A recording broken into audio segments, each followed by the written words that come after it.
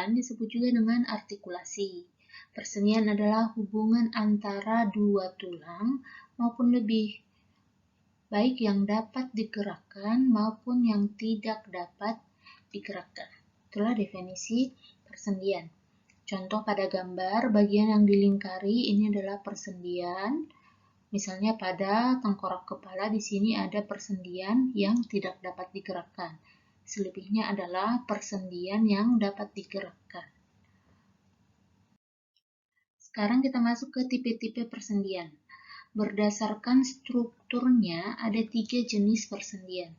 Yang pertama adalah persendian fibrosa. Tidak memiliki ruang sendi dan diperkokoh oleh jaringan ikat fibrosa. Oke, yang kedua adalah persendian kartilago, juga sama, tidak memiliki ruang sendi dan diperkokoh oleh jaringan kartilago. Dan yang ketiga adalah persendian sinovial, memiliki rongga sendi dan diperkokoh oleh jaringan ikat, ligamen, dan kapsul sendi. Oke, jadi ada 3, fibrosa dan kartilago sama-sama tidak memiliki rongga sendi, sementara sinovial memiliki rongga sendi. Kemudian tipe persendian berdasarkan gerakannya.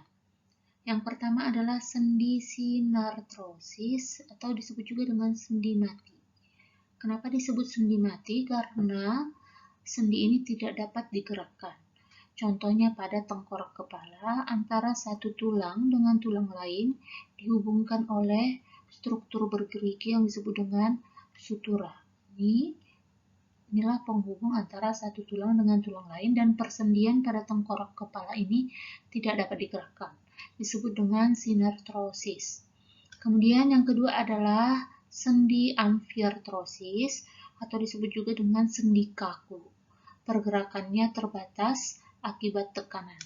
Ini adalah contohnya yang terjadi pada tulang belakang. Jadi antara satu tulang belakang dengan yang lainnya mungkin terjadi gerakan akibat tekanan dan sifatnya kaku. Itulah yang disebut dengan amfiartrosis. Berikutnya adalah sendi diartrosis atau sendi sinovial. Sendi yang dapat bergerak bebas.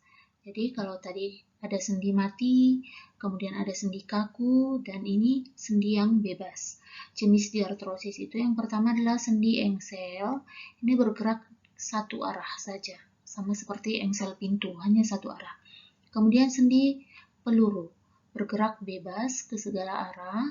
Kemudian ada sendi pelana atau sendi timbal balik, bergerak dua arah. Kemudian ada sendi putar, bergerak dengan pola rotasi atau berputar. Kemudian ada sendi luncur atau sendi geser, gerakannya menggeser atau meluncur. Dan yang terakhir adalah sendi kondiloid atau disebut juga dengan sendi elipsoid, gerakan kiri kanan atau depan belakang dua arah. Sekarang kita lihat gambar persendian pada tubuh manusia. Jadi sambil melihat gambar bisa sambil dipraktekkan contoh persendiannya pada tubuh kita ya. Yang pertama adalah sendi putar. Ini contohnya pada tulang leher dengan tengkorak. Terjadi gerakan memutar. Yang kedua adalah sendi engsel. Ini contohnya pada siku tangan atau pada lutut, seperti engsel pintu gerakannya. Kemudian yang ketiga adalah sendi pelana. Ini contohnya seperti pada telapak tangan dan jari-jari tangan. Kemudian ada sendi luncur. Ini contohnya pada tulang-tulang tarsal atau pergelangan kaki. Jadi bisa digerakkan pergelangan kakinya seperti sendi luncur.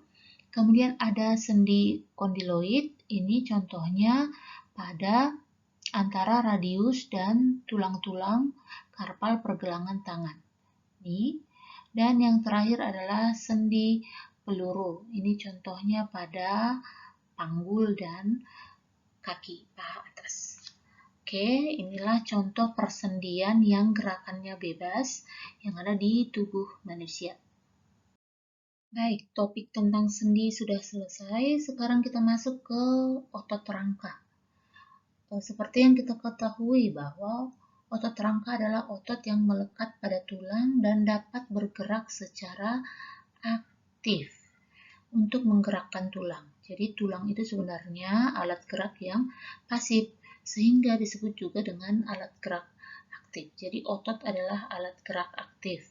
Fungsinya yang pertama pergerakan, sudah jelas. Yang kedua adalah menopang dan mempertahankan postur tubuh. Dan yang ketiga adalah memproduksi panas. Kita lihat gambar, semua otot nih, otot-otot pada tubuh kita yang melekat pada rangka, di tangan, di kaki, di perut, di dada, itulah yang disebut dengan otot rangka atau otot lurik. Secara global, ada 4 sifat otot rangka yang harus kita ketahui. Yang pertama adalah kontraktilitas, yaitu kemampuan berkontraksi atau meregang. Jadi, otot rangka itu mampu meregang atau berkontraksi. Kemudian adalah sifat eksitabilitas, yaitu merespon jika distimulus oleh saraf. Ketiga adalah ekstensibilitas, kemampuan meregang atau melebihi panjang otot pada saat relaksasi. Dan yang terakhir adalah sifat elastisitas, kembali ke ukuran semula. Setelah meregang, dia kembali relaksasi ke ukuran semula. Jadi, kita ulangi, sifat yang pertama adalah kontraktilitas, yang kedua adalah eksitabilitas, yang ketiga ekstensibilitas, dan yang keempat adalah elastisitas. Inilah 4 sifat otot rangka secara global. Struktur otot rangka, area otot rangka dibagi dua. Yang pertama adalah kepala dan ekor otot atau tendon, merupakan bagian jaringan ikat padat yang kuat. Inilah yang disebut dengan tendon. Kemudian empal otot, merupakan area bagian tengah otot yang menggembung dan aktif dalam kontraksi. Inilah yang disebut dengan empal otot. Ini yang akan menggembung pada saat terjadinya kontraksi. Jadi ada kepala dan ekor, dan bagian tengahnya atau bagian yang menggembung dan aktif bergerak itulah yang disebut dengan empal otot. Sekarang kita perhatikan gambar penyusun otot rangka. Jadi ini adalah otot rangka. Bagian serabut ini, bagian terkecil penyusun otot rangka, itulah yang disebut dengan miofibril. Oke, jadi kalau miofibril ini kita bedah lagi, isinya ada retikulum sarkoplasma, ada filamen aktinnya, kemudian ada sarkomer. Sarkomer ini terdiri dari lempeng Z, zona H, dan lempeng Z. Inilah yang disebut dengan satu sarkomer. Kemudian ada pita I, pita A, pita I. Oke, ini juga satu sarkomer. Kemudian ada garis M. M ini adalah singkatan dari miosin. Ini sudah kita pelajari pada saat belajar otot lurik. Hanya pengulangan saja. Sekarang kita perhatikan diagram struktur filamen penyusun miofibril. Oke, jadi miofibril terdiri dari miofilamen. Ada dua jenis proteinnya. Yang pertama adalah miofilamen yang tebal, ini, atau disebut dengan miosin. Dan satu lagi adalah miofilamen tipis, atau disebut dengan aktin. Oke, itu dulu diingat. Miofilamen tebal, miosin, dan miofilamen tipis, aktin. Kemudian ada beberapa istilah-istilah yang perlu kita pahami. Yang pertama adalah filamen tipis akan berhubungan membentuk pita I atau pita terang. Karena dia tipis maka dia terang, dan sebaliknya filamen tebal atau miosin akan berhubungan membentuk pita A, atau karena dia tebal maka bentuknya gelap. Kemudian ada di sini garis Z, Ini adalah tempat tertautnya filamen tipis. Kemudian ada istilah zona H. Oke, jadi zona H ini adalah zona di mana filamen tipis bertemu dengan filamen tebal. Ini terjadi tumpukan antara aktin dan miosin, disebut dengan zona H. Dan ada sarkomer. Sarkomer ini merupakan bagian miofibril yang terletak di antara dua garis Z. Jadi, ini garis Z ada dua, bagian yang tengah ini, bagian yang dihubungkan oleh dua garis Z itulah yang disebut dengan sarkomer. Inilah penyusun miofibril. Tadi sudah kita ketahui bahwa miofibril ini merupakan serabut-serabut otot, bagian terkecil penyusun dari jaringan otot.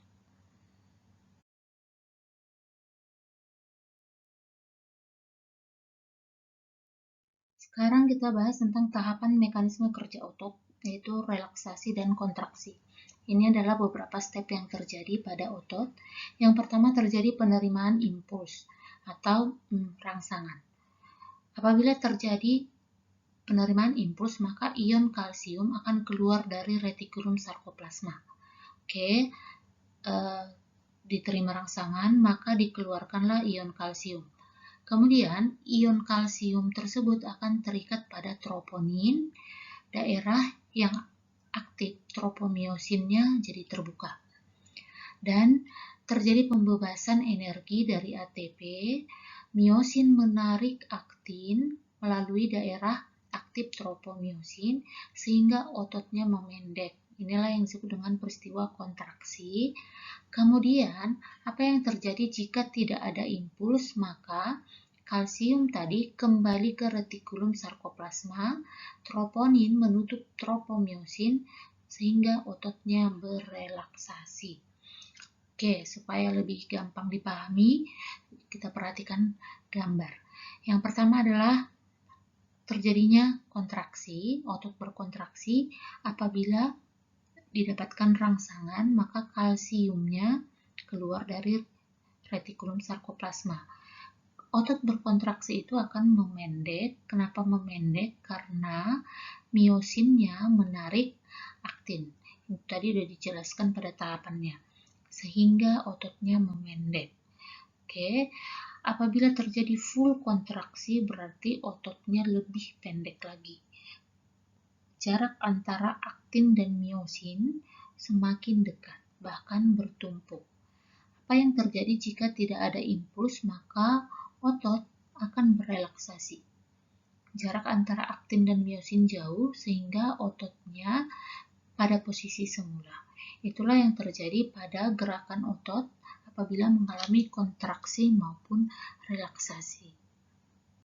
Dan pembahasan kita yang terakhir adalah sifat kerja otot. Ada dua sifat kerja otot. Yang pertama adalah antagonis atau bekerja yang berlawanan sehingga menghasilkan gerakan yang berlawanan atau berbeda arah.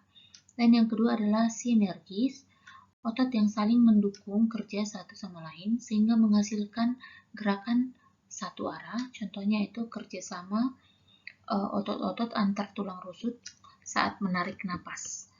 Oke. Ini adalah contoh gambar gerak antagonis pada tubuh. Misalnya gerak ekstensi dan fleksi. Ekstensi itu adalah gerak meluruskan dan ekstensi itu adalah gerak membengkokkan. Ini fleksi, ini ekstensi misalnya. Ini berlawanan gerakannya. Kemudian ada gerakan abduksi dan adduksi. Abduksi itu adalah menjauhi, ini merentangkan tangan misalnya, menjauhi poros tubuh, sementara adduksi itu adalah gerakan mendekati, mendekatkan poros tubuh. Ini adalah menjauh dari tubuh, sedangkan ini mendekat ke tubuh. Ini sifatnya berlawanan.